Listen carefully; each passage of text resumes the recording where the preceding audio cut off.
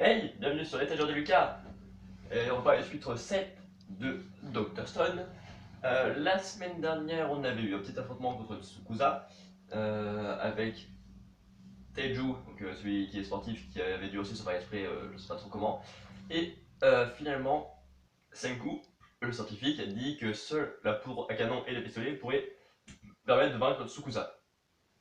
Du coup, au début du chapitre, il a fait exprès de mettre le boxon dans leur base pour faire croire à Tsukusa qu'ils sont partis de la panique et tout, et en emmenant quasiment rien. Donc en fait, ils ont emmené plein d'affaires, ils sont partis vers Okone, je crois, à 80 km afin de chercher de la poudre à canon.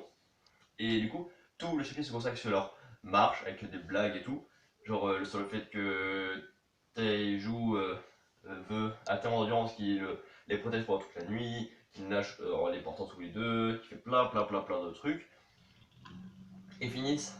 Enfin, après, il y a Senku qui sort un appareil astronomique pour pouvoir savoir où est-ce qu'il est à peu près. C'est lui qui l'a construit et qui l'a sorti de nulle part. Et genre après, le fer, il explique qu'il a été érodé, qu'il a totalement disparu. Et Yuzuhira, la fille, elle explique, elle apparemment c'est celle qui aurait le plus de logique, le plus de sentiments, car quand on lui parle de panneaux, elle se rend compte qu'elles sont pas loin d'une statue en bronze géante. Du coup, après, ils arrivent à deviner où ils sont grâce à cette statue. Elle, après, du coup, elle se met à penser à ses parents et à tout ça qui lui manque parce qu'ils ont disparu il y a grave longtemps. Ensuite, ils continuent de marcher pendant longtemps, il se passe plein de choses. Et ils arrivent à des sources chaudes dans lesquelles ils se reposent tranquillement et ils sont tout nus, mais ils sont séparés quand même parce qu'ils sont pas mongoliens non plus. Il y a Tsukusa qui arrive dans leur base qui fait ah bah tiens, c'est le bordel ici, ils ont dû partir à la précipitation. Enfin, c'est ce qu'il voulait me faire croire. Du coup, il est pas si con que ça et il se rend compte que ils sont partis vers Okane. Du coup, il se dit direct oh bah tiens, ils vont faire la poudre à canon, il faut vraiment que je me dépêche. Du coup, c'était une course contre la montre. Genre, il va falloir que Senku fasse la poudre à canon avec le soufre qu'il a trouvé au niveau de la source chaude parce que c'est un pays volcanique.